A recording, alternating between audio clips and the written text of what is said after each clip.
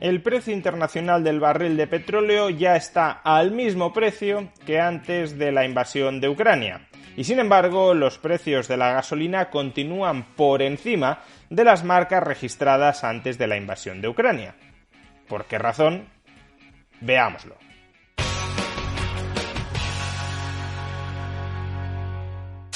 El precio del barril de crudo Brent, el barril de referencia en Europa, se ubica ahora mismo en el entorno de los 92-93 dólares, que es exactamente el mismo precio que registraba el crudo antes de la invasión de Ucrania por parte de Rusia. Por tanto, en el último medio año, y como podemos observar en este gráfico, el precio del petróleo ha experimentado una subida muy fuerte, pero también una caída igualmente fuerte, de tal manera que, a día de hoy, ya digo, 6 meses después de la invasión de Ucrania, el precio del petróleo se ubica en el mismo nivel que entonces. ¿Cómo es posible que, a pesar de todo lo que ha llovido entre medias, el precio del petróleo marque ahora un precio similar a antes de la invasión de Ucrania? Esa cuestión ya la tratamos en un vídeo anterior. En este vídeo quiero reflexionar sobre otro asunto, y ese otro asunto es el siguiente. ¿Cómo es posible que si el precio internacional del petróleo, del barril Brent, está al mismo nivel que antes de la guerra, cómo es posible que los carburantes, la gasolina y el gasóleo no estén al mismo nivel que antes de la guerra? ¿Cómo es posible que sigan sustancialmente más caros que entonces? Por ponerlo en cifras, justo antes de la invasión de Ucrania por parte de Rusia, el precio de la gasolina de 95 octanos se ubicaba alrededor de los 1,6 euros por litro. Y por su parte, el precio del gasóleo se hallaba en 1,48 euros por litro.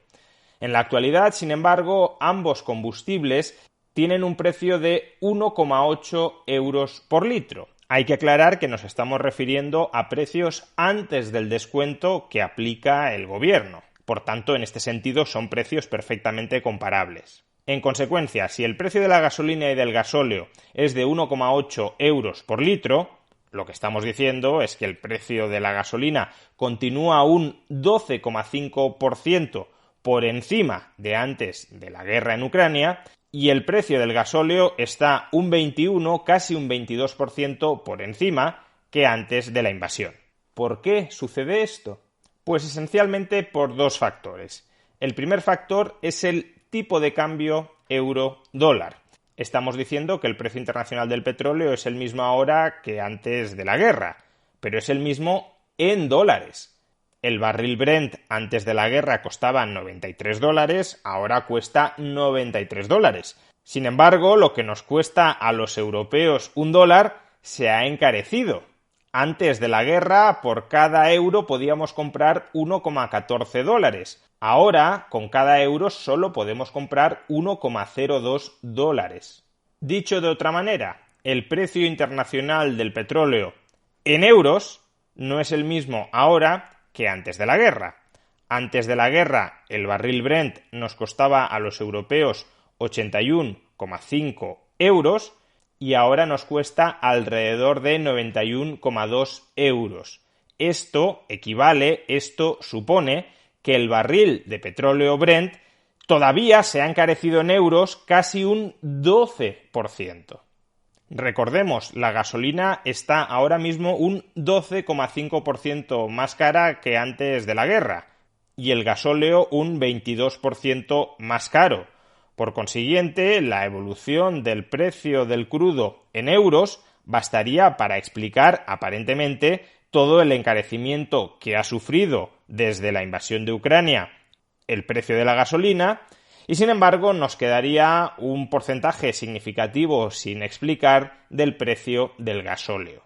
Pero es importante insistir en eso para despejar malas percepciones de la realidad. La gasolina de 95 octanos se ha encarecido tanto como se ha encarecido el barril de petróleo, el barril de crudo europeo, en términos de euros. No ha subido más la gasolina de lo que ha subido el crudo en euros. ¿Y a qué se debe que el precio del gasóleo se haya encarecido más que el precio del crudo? Porque además, en este caso, ha sucedido algo bastante particular. Antes de la guerra, el gasóleo estaba apreciablemente más barato que la gasolina y, sin embargo, ahora mismo, aunque los dos más o menos están al mismo precio, se ubica ligeramente por encima el precio del gasóleo al precio de la gasolina. Está algo más caro, inapreciablemente, pero algo más caro el gasóleo que la gasolina. ¿Por qué? Pues porque el único coste que determina el precio del combustible, ya sea la gasolina o el gasóleo, no es el precio de la materia prima, no es el precio del crudo. Esa es la parte fundamental del coste, es cierto, pero no es el único coste.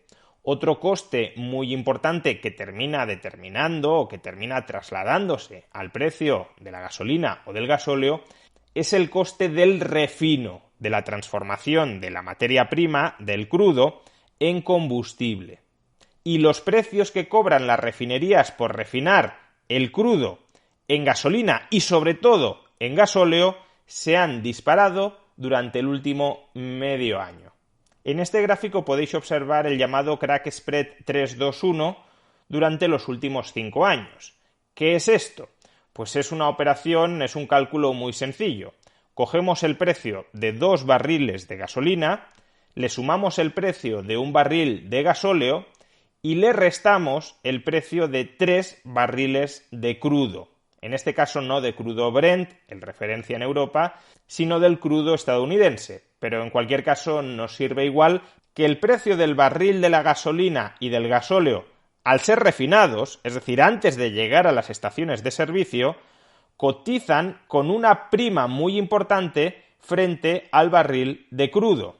Una prima que se ubica a niveles anormalmente altos desde un punto de vista histórico. Antes de la invasión de Ucrania, las refinerías, digámoslo así, se embolsaban $20 por transformar 3 barriles de crudo en 2 barriles de gasolina y 1 de gasóleo. Ahora mismo se embolsan más de $40. ¿Y por qué esto es así? Pues de nuevo por 2 motivos. El primero es que falta capacidad de refino global.